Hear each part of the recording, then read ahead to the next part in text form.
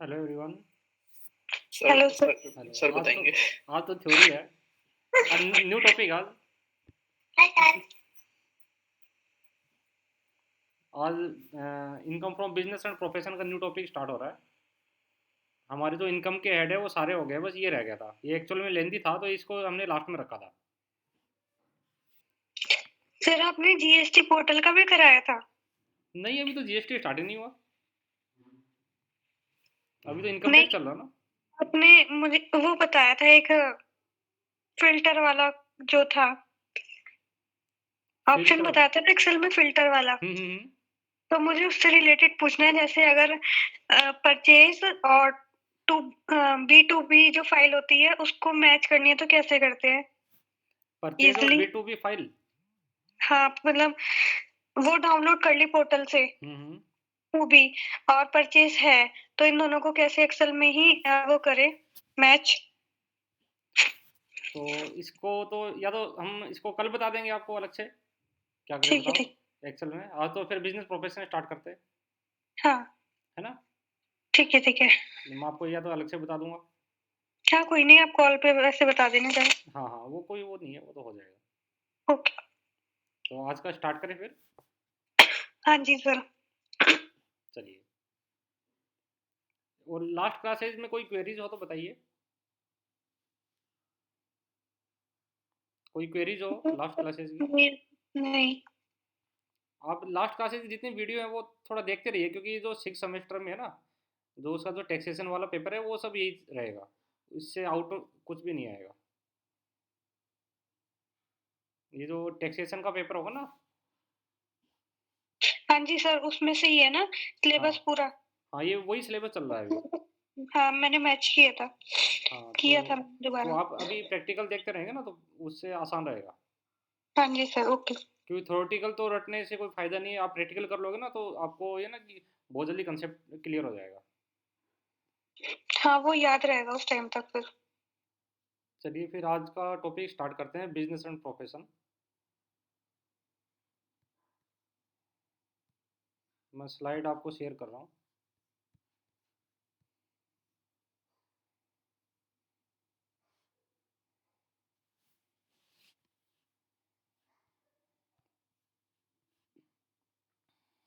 ये slide visible है सबको?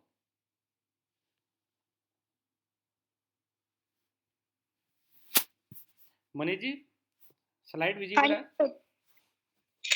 Yes sir. हाँ जी हाँ।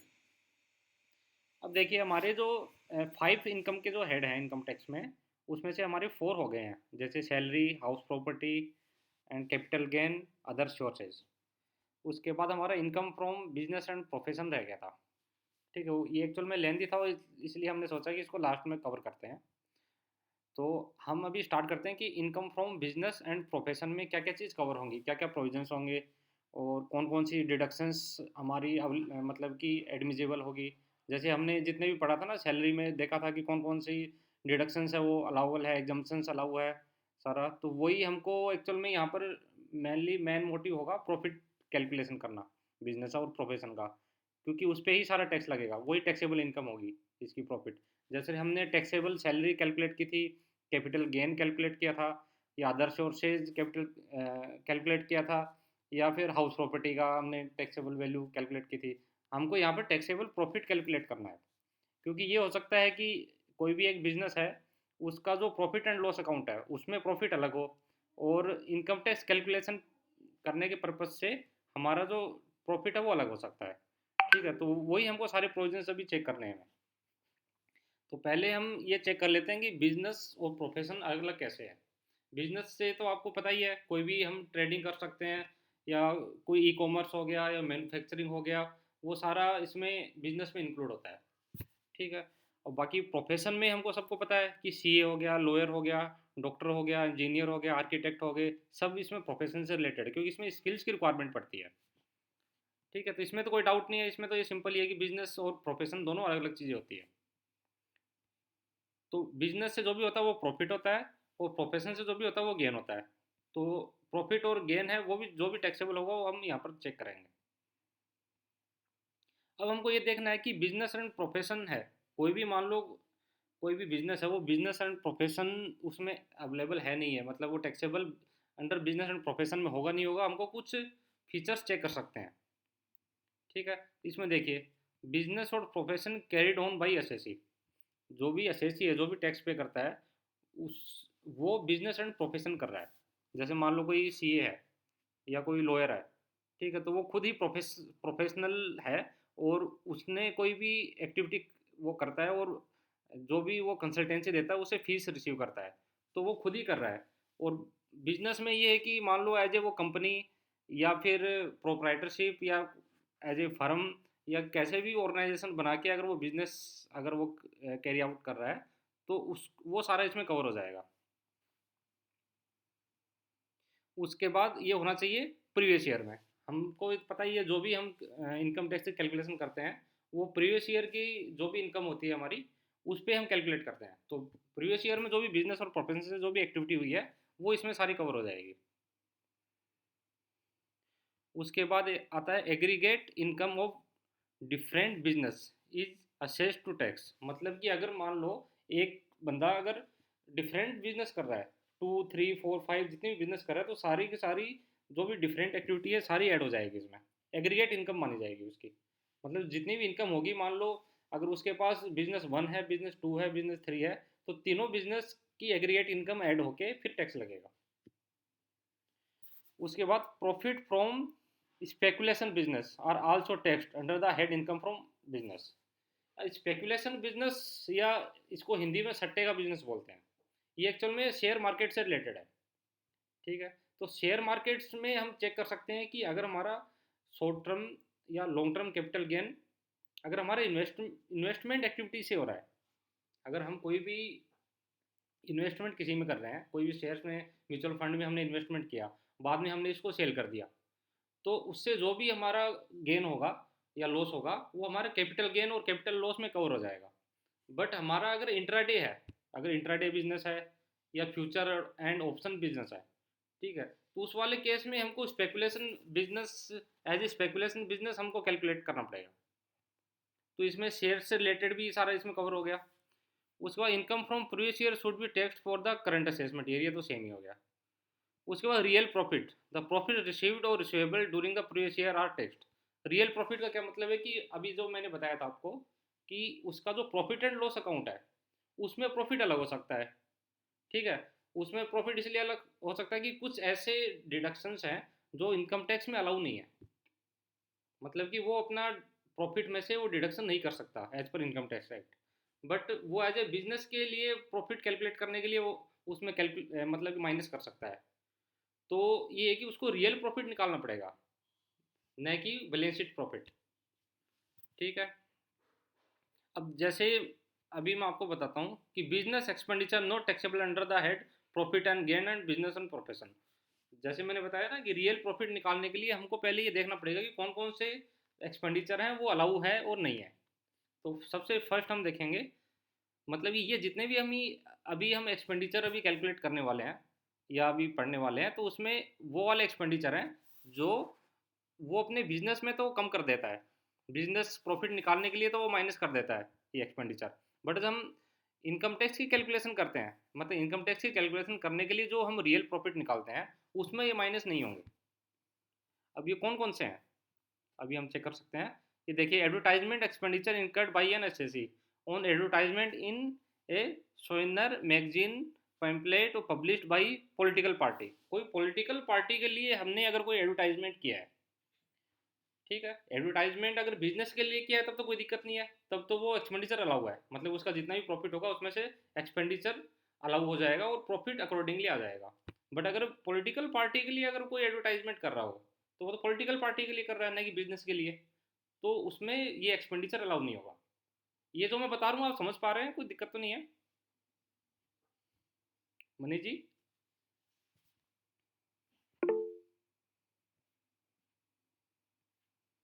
हाँ जी, बताइए, कोई डाउट है? नहीं सर, नहीं समझ आ रहा है सब। मतलब मैं ये बता रहा हूँ ना कि आपको रियल प्रॉफिट निकालना है। रियल हाँ जी। प्रॉफिट के लिए अगर प्रॉफिट एंड लॉस अकाउंट में एज ए बिजनेस आपका अगर कोई भी प्रॉफिट आ रहा है तो आपको फिर से कैलकुलेट करना पड़ेगा वो profit as a income tax act के लिए, मतलब इनकम टैक्स कैलकुलेशन के लिए, टैक्सेबल इनकम निकालने के लिए आपको प्रॉफिट फिर से चेक करना पड़ेगा, क्योंकि ये जितने भी एक्सपेंडिचर हैं ये आप माइनस नहीं कर सकते, और हो सकता है कि आपकी जब बैलेंस शीट बनी थी तब ये माइनस हो चुके हों।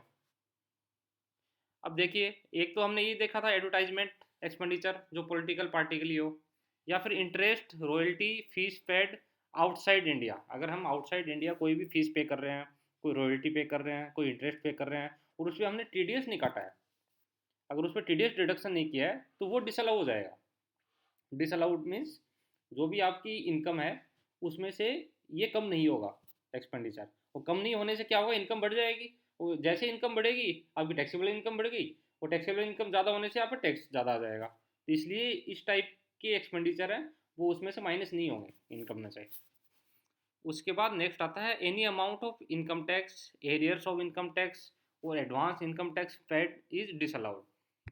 एक्चुअल में हम जो प्रॉफिट निकाल रहे हैं वो इनकम टैक्स पर्पज़ के लिए निकाल रहे हैं, और हम अगर इनकम टैक्स ही अगर पे कर रहे हैं तो वो तो उसमें तो माइनस हो ही नहीं सकता, क्योंकि हम तो इनकम टैक्स का कैलकुलेशन बाद में करेंगे, और अगर पुराना इनकम टैक्स भी अगर पे किया है तो वो भी इसमें से कम नहीं होगा, मतलब इसका भी हमको ये एक्चुअल में ये एक्सपेंडिचर है डिसअलाउ हो जाएगा। उसके बाद अगर वेल्थ टैक्स पे किया है तो वो भी इसमें अलाउ नहीं होगा। उसके बाद payment of provident fund paid outside India without TDS, अगर प्रोविडेंट फंड हमने पे किया है आउटसाइड इंडिया और उस पर टीडीएस नहीं काटा है तो वो भी अलाउ नहीं होगा। उसके बाद payment to a relative by way of salary provident fund और interest, payment to a relative, अगर रिलेटिव को हमने कोई सैलरी पे किया है, प्रोविडेंट फंड पे किया है या कोई इंटरेस्ट पे किया है, ठीक है, एक रिलेटिव की क्या क्या डेफिनेशंस है वो अभी हम आगे देखेंगे, तो इस वाले केस में भी हमको कोई भी डिडक्शन अलाउ नहीं होगा। फिर any expenditure paid in cash और through bearer cheque exceeding 20,000 will be disallowed, मतलब अगर कैश से, ठीक है, बीरियर चेक से अगर कोई भी अगर हम 20,000 से ज़्यादा अगर पेमेंट कर रहे हैं तो उससे रिलेटेड जो भी एक्सपेंडिचर है वो अलाउ नहीं होगा, मतलब इसका बेनिफिट हमको नहीं मिलेगा। उसके बाद कैपिटल एक्सपेंडिचर, कैपिटल एक्सपेंडिचर का मतलब ये है कि मान लो अगर कंपनी के लिए आपने कोई असेट्स परचेज किया है, अगर हैवी अमाउंट आपने पेमेंट किया है और असेट्स परचेज किया है, और उस असेट से आप बिजनेस की एक्टिविटी मान लो 5 to 10 ईयर 15 ईयर 20 ईयर तक अगर करते जा रहे हैं तो वो कैपिटल एक्सपेंडिचर माना जाएगा, और कैपिटल एक्सपेंडिचर का प्रॉफिट एंड लॉस अकाउंट में ये मतलब कि ये डिसअलाउ हो जाएगा, और इसका बेनिफिट हमको मिलेगा एज ए डेप्रिसिएशन। जब हम डेप्रिसिएशन के जो रूल्स देखेंगे उसमें हम चेक कर पाएंगे कि कैपिटल एक्सपेंडिचर का हम डेप्रिसिएशन कैसे ले सकते हैं। उसके बाद all types of provisions reserves end fund, उसका भी हमको कोई बेनिफिट नहीं मिलेगा। उसके बाद drying of proprietor personal expenditure of proprietor, proprietor के पर्सनल एक्सपेंडिचर जैसे मान लो उस वो रात को डिनर करता है, खाना खाता है, ठीक है, वो तो पर्सनल एक्सपेंडिचर हो गया। अगर मान लो अपने बच्चे का बर्थडे है वो सेलिब्रेट किया, उस पर जो एक्सपेंडिचर हो गया तो वो पर्सनल एक्सपेंडिचर हो गया। अपने मैडम के लिए उन्होंने मान लो कोई गिफ्ट खरीदा है या कोई गोल्ड खरीदा है तो वो भी पर्सनल के लिए हो गया, तो वो भी इसमें से कोई भी बेनिफिट नहीं मिलेगा। कोई डाउट है इसमें? नहीं सर। मतलब समझ पा रहे हैं ना जो मैं बता रहा हूँ? हाँ जी सर। या कोई डाउट हो तो बताइए। नहीं, इसमें तो कोई डाउट नहीं था। हाँ, मतलब यही है ना कि जैसे मान लो अगर हम हमारे पास मान लो कोई भी प्रॉफिट एंड लॉस अकाउंट कोई कंपनी का रख दे, बोले कि इसकी कैलकुलेशन करो, ठीक है, टैक्स की कैलकुलेशन करो, तो उसमें हमको पहले चेक करना पड़ेगा कि उसमें प्रॉफिट में से कौन कौन से एक्सपेंडिचर वो कम कर रखे हैं। अगर इनमें से अगर कोई भी एक्सपेंडिचर कम कर रखा है उन्होंने, ठीक है, तो इसका मतलब वो कम नहीं होना चाहिए था, वो फिर से ऐड हो जाएगा, ठीक है ना, फिर से वो ऐड हो जाएगा इनकम में। अच्छा, जो किया हुआ है उसे दोबारा ऐड कर हाँ, देंगे दोबारा फिर? ऐड कर देंगे ना, क्योंकि वो उसने तो बेनिफिट ले ले रखा है, प्रॉफिट कम कर रखा है, बट हम फिर से जी। प्रॉफिट बढ़ा देंगे उसको, हम्म। हमको फिर से कैलकुलेशन करना पड़ेगा, तभी हमने ये पढ़ा ना रियल प्रॉफिट पे टैक्स लगेगा, एक्चुअल में ये रियल प्रॉफिट नहीं है उसका। Okay sir.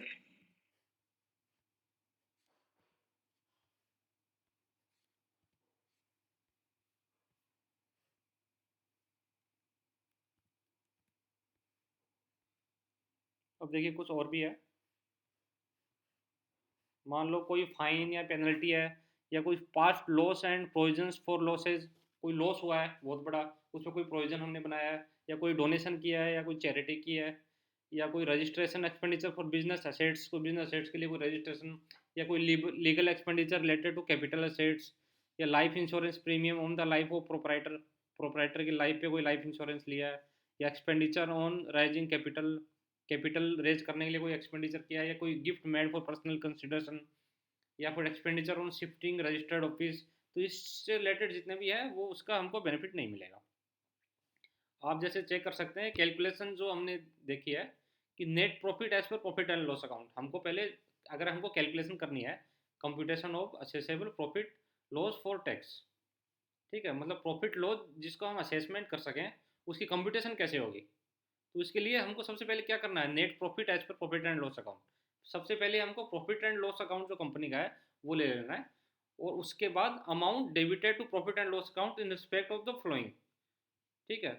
अब ये उसी से रिलेटेड है, जैसे पर्सनल एक्सपेंडिचर हो गया, कैपिटल लॉस हो गया, ठीक है, या लॉस ऑफ अर्लियर ईयर्स, या इनकम टैक्स, या वेल्थ टैक्स, या गिफ्ट टैक्स जो भी है वो इसमें ऐड हो जाएगा वापस, क्योंकि प्रॉफिट लॉस से कम हो चुका है तो फिर से ऐड हो जाएगा वो। उसके बाद जैसे मैंने अभी बताया था चैरिटी या डोनेशन, या gift and presents of others, या फिर all reserve provision such as tax provision, या all expenses related to other head of income, ये सारे इसमें कम हो जाएंगे।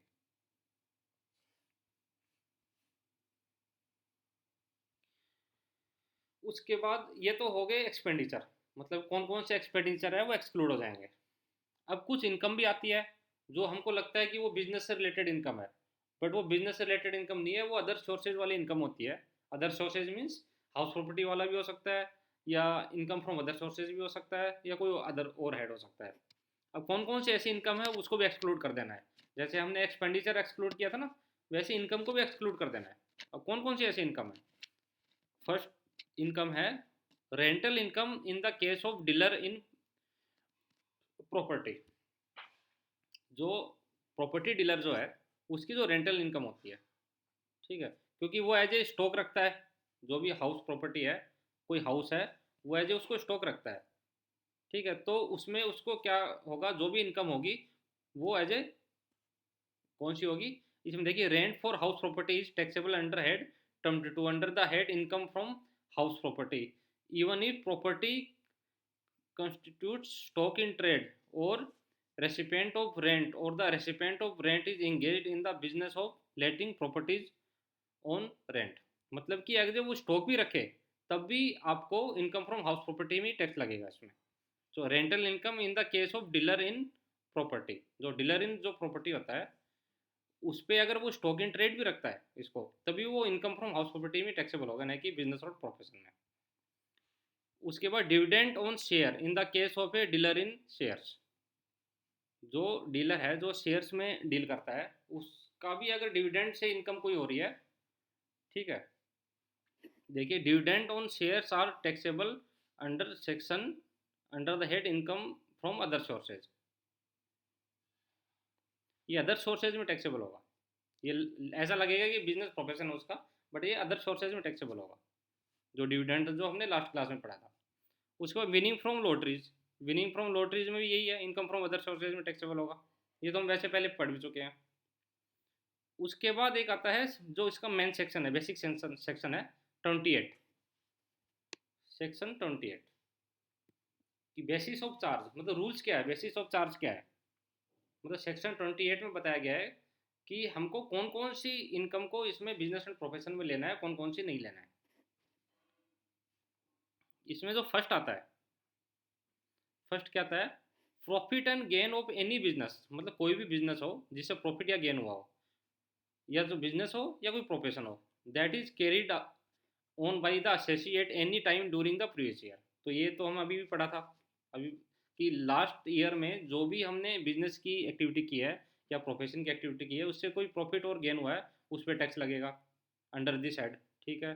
फिर एनी कंपनसेशन, कोई हमें कंपनसेशन भी मिला है, ठीक है, एनी कंपनसेशन और अदर पेमेंट ड्यू और रिसीव्ड बाय एन एसएससी और लॉस ऑफ एजेंसी, कोई भी अगर हमने एजेंसी अगर कैरी आउट की है या उसका अगर कोई लॉस हुआ है या कोई टर्मिनेशन हुआ है या मॉडिफिकेशन हुआ है, उसके चक्कर में अगर हमको कोई भी कंपनसेशन मिला है, वो भी इसमें income from business and profession में टैक्सेबल हो जाएगा।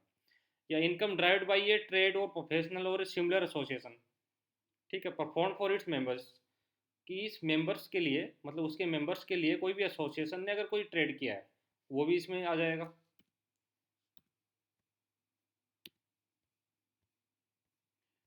उसके बाद आता है any profit on sale of licence granted under import control order. एक इंपोर्ट कंट्रोल ऑर्डर है जो imports and export control act 1947।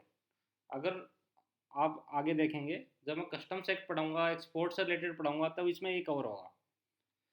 उसमें कुछ लाइसेंस वगैरह सेल करने से भी प्रॉफिट होता है, ठीक है, ये भी आप छोड़ दीजिए, ये मैं आपको बाद में बताऊंगा। तो इसमें जो भी प्रॉफिट होगा वो भी income from business and profession में ही टैक्सेबल होगा। उसके बाद any cash assistance by whatever name called received और receivable against export under any scheme of government of India. जो गवर्नमेंट ऑफ इंडिया की जो एक स्कीम है, एक्सपोर्ट स्कीम, इसमें अगर कोई भी कैश असिस्टेंस मिली है गवर्नमेंट से, वो भी इसमें टैक्सेबल हो जाएगी। उसके बाद एनी ड्यूटी ऑफ कस्टम और एक्साइज रिपेड और repayable as drawback to any person against export and, ये एक्चुअल में कस्टम या एक्सपोर्ट से रिलेटेड है, ये भी छोड़ दीजिए। फिर any profit on the transfer of the duty entitlement passbook scheme, ये एक्चुअल में स्पेसिफिक बिजनेस है, मतलब ये सभी पे अप्लीकेबल नहीं है। तो कोई ड्यूटी इंटाइटलमेंट पासबुक स्कीम के अंडर भी अगर कोई ट्रांसफ़र हुआ है और मतलब इंपोर्ट से, तो वो भी प्रॉफिट इसमें इंक्लूड हो जाएगा। उसके बाद वैल्यू ऑफ एनी बेनिफिट और perquisites whether convertible into money और नॉट अराइजिंग फ्रॉम बिजनेस और exercise of a profession, a gift received by the lawyer from his client. जैसे मान लीजिए कोई क्लाइंट है, उसका केस जीत गया और क्लाइंट ने उसको कार गिफ्ट कर दी, ठीक है, तो कार अगर गिफ्ट की है तो उसको इसका मतलब परक्यूजिट मिला है। जैसे हमने सैलरी में देखा था ना, कि सैलरी में अगर कैश में नहीं दे तो हो सकता है कुछ फैसिलिटी के रूप में भी दे सकता है। तो अगर मान लो एज ए प्रोफेशन एडवोकेट को एज ए कार गिफ्ट की गई है, तो कार एज ए यही है कि एज ए कंसिडरेशन मिला है उसको, ठीक है, उसकी फीस मिली है, वो उसको मनी में नहीं दिया, एज ए कार में दे दिया, तो ये भी हो सकता है ना, उसको हम परक्यूजिट बोलते हैं। तो परक्यूजिट के केस में भी ये पूरा पूरा इसमें टैक्सेबल हो जाएगा। उसके बाद any interest salary bonus commission remuneration due और received by a partner of a firm, कोई भी एक पार्टनरशिप फर्म है या लिमिटेड लाइबिलिटी फर्म है, तो उसमें जितने भी पार्टनर होते हैं, तो वो कोई ना कोई मतलब सैलरी के लिए या कोई प्रॉफिट के लिए काम करते हैं। तो उनको अगर कोई भी इंटरेस्ट मिला है, या सैलरी मिली है, या बोनस मिला है, या कमीशन मिला है, या उसकी कोई फीस ही मिली है जिसको हम रेमुनरेशन भी बोलते हैं, तो वो सारा सारा टैक्सेबल किस में होगा? जो पार्टनर है, उस वो जो इनकम टैक्स की रिटर्न फाइल करेगा, वो किस में टैक्स देगा? वो इनकम फ्रॉम बिजनेस प्रोफेशन में टैक्स देगा। उसके बाद सम रिसीव्ड और रिसीवेबल इन द कैश और kind under an agreement for not carrying out any activity in relation to any business और not sharing any know how, या कोई know how या पेटेंट या कॉपीराइट या ट्रेडमार्क या licence या फ्रेंचाइज और एनी अदर बिजनेस, जो भी कॉमर्शियल बिजनेस जितने भी हैं, ठीक है, इससे रिलेटेड उसको कोई भी पेमेंट रिसीव हुई है, वो भी सारी इसके अंदर टैक्सेबल हो जाएगी।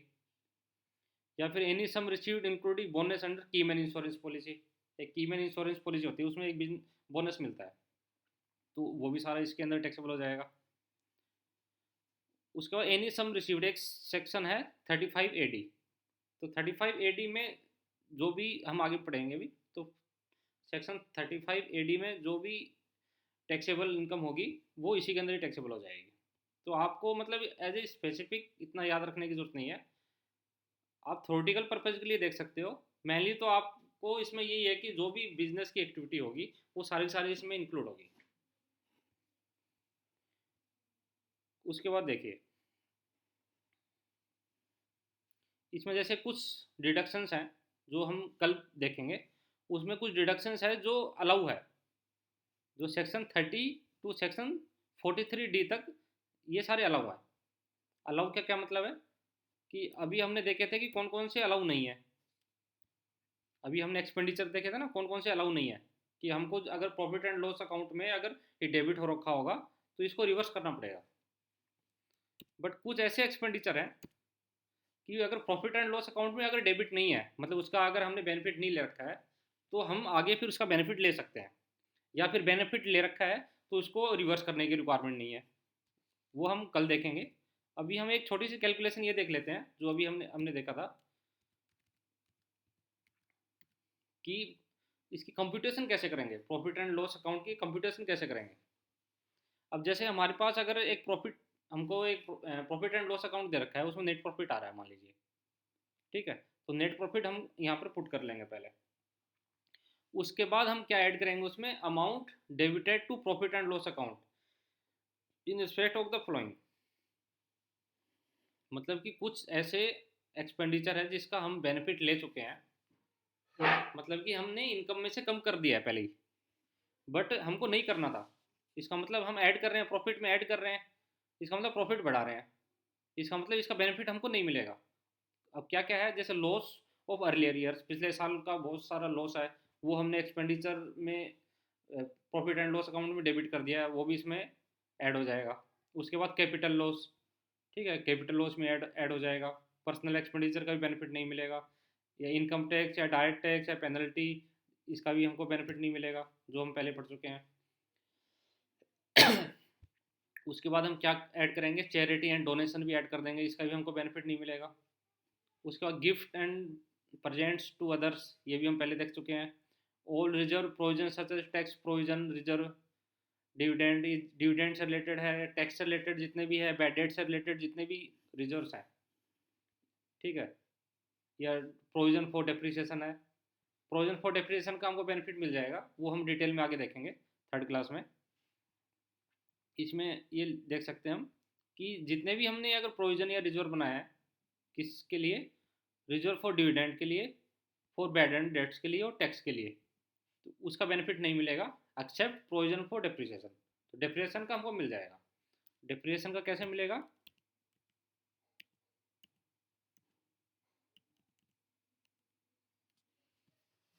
ये हमने यहाँ पर देखा था अभी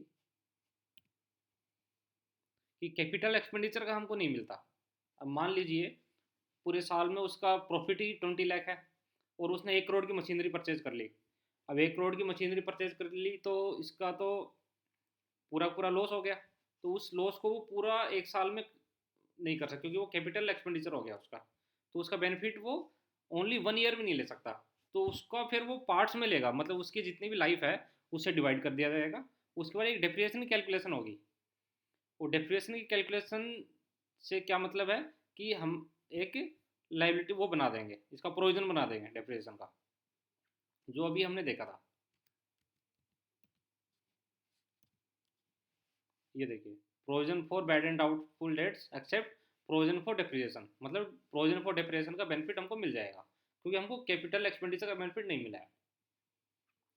उसके बाद all expenditure related to other head of income, कोई भी एक्सपेंडिचर है जो अदर हेड ऑफ इनकम से रिलेटेड है वो भी इसमें बेनिफिट नहीं मिलेगा।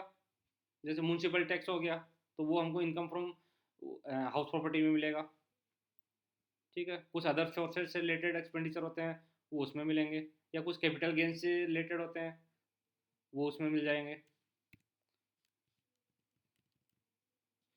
उसके बाद ऐड एक्सपेंडिचर नॉट डिडक्टेबल। अब कुछ सेक्शंस हैं जो अभी बाद में हम देखेंगे, सेक्शन 40 एंड 40A, उसमें कुछ एक्सपेंडिचर है जो डिडक्टेबल नहीं है, तो वो भी हम वापस ऐड कर देंगे अगर पहले से हमने उसमें से प्रॉफिट में से कम कर रखा है तो। उसके बाद expenditure debited to profit and loss account not admissible under section 30 to 40A, मतलब कुछ एक्सपेंडिचर का बेनिफिट हमको नहीं मिलता है जो सेक्शन 30 to 40A है, उसका भी हम इसमें से ऐड कर देंगे। उसके बाद हम इसमें क्या ऐड करेंगे, amount not credited to profit and loss account, ठीक है, मतलब अगर हमने प्रॉफिट में कुछ अमाउंट नहीं ले रखा है, कौन सा अमाउंट नहीं ले रखा है, मतलब प्रॉफिट में हमने कंसिडर नहीं कर रखा है, कुछ प्रॉफिट हमने प्रॉफिट में कंसिडर नहीं कर रखा है, कौन सा प्रॉफिट, जिसको हम डिम्ड इनकम भी बोलते हैं। कुछ डिम्ड इनकम होती है, या फिर कुछ income credited to profit and loss account, कुछ प्रॉफिट एंड लॉस अकाउंट में हमने इनकम क्रेडिट कर रखी है कि हमने टोटल इनकम में उसको ले रखा है, बट वो एक्चुअल में इस हेड की है ही नहीं, वो अदर हेड की है। जैसे मान लो सैलरी भी हमने इसमें ऐड कर दी, या रेंटल इनकम हमने ऐड कर दी इसमें, या कैपिटल गेन इनकम ऐड कर दी, तो वो भी हमको इसमें से हटा देनी है, ठीक है, एक्सक्लूड कर देनी है, क्योंकि वो अदर सोर्सेज से रिलेटेड है, अदर हेड से रिलेटेड है।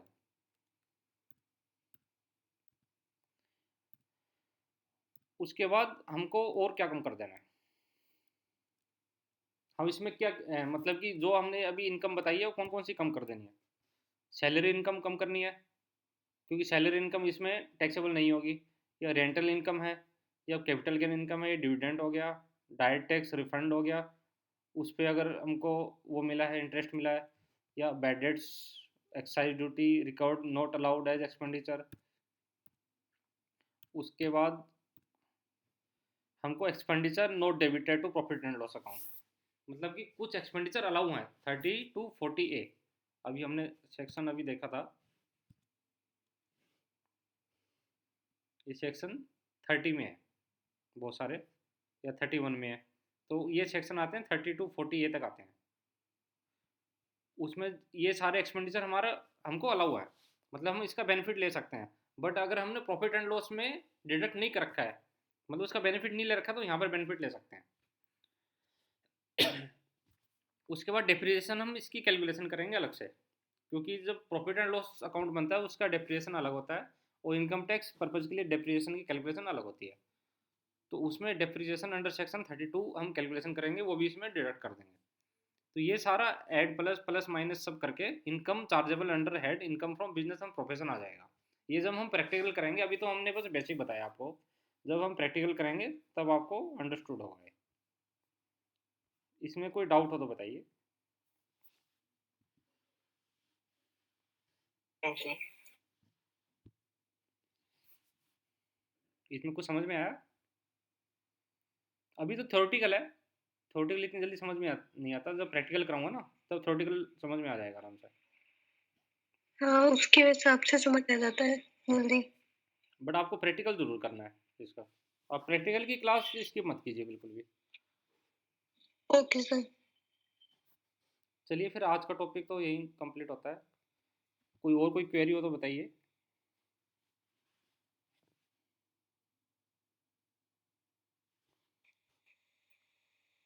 कोई क्वेरी हो तो बताइए। नहीं सर। चलिए नहीं फिर, सर, कोई। चलिए फिर, okay, thank you, good night, thank you sir, good night. Bye. Thank you sir. Okay.